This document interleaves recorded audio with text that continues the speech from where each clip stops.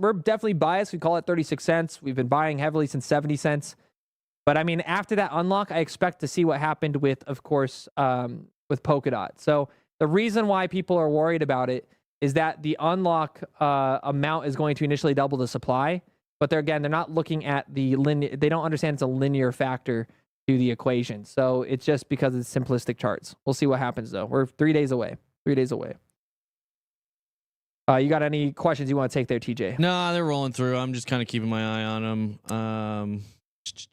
Ren was a promising player. Why now became bearish at all times? Ren, I haven't ever bought Ren. I remember Ren. I mean, it's just I do remember it. But it's an older coin.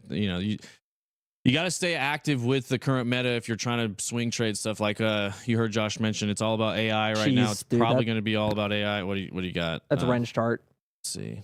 Yeah, exactly. That's the problem with a lot of these, and you got to stay up with the trends. I mean, I really do think a lot of the L1s, a lot of the major ones, a lot of things that are getting these ETFs that have some kind of, again, legacy backing to them will end up being some of the ones that are the big winners this cycle. It's going to be really interesting to see if the majors start to separate from the mid caps. I do think we're getting into the part now where the market's mature enough to where everything isn't going to pump in alt season. It's not going to be, I mean, everything will see some green, but there will definitely be sectors that overperform and underperform. And you want to make sure you're in coins that are going to be overperforming a lot, and it's going to be hard to tell. There's going to be some legacy ones like XRP and Cardano, Ethereum, and a lot of the ones that are already in the top 10 that I think perform well, even though they're large capped. And there's going to be a lot of other ones that, you know, maybe had big promise from cycles past that don't perform as well because there's better tech. You know, so you're trying to find the balance between tech,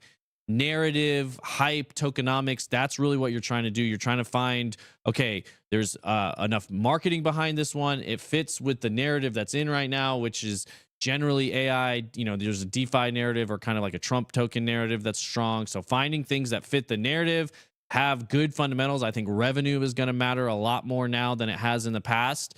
And I think that's going to matter for some coins, but then at the same time, you're going to see another coin with no revenue get a stupid valuation out of nowhere. So part of it with this market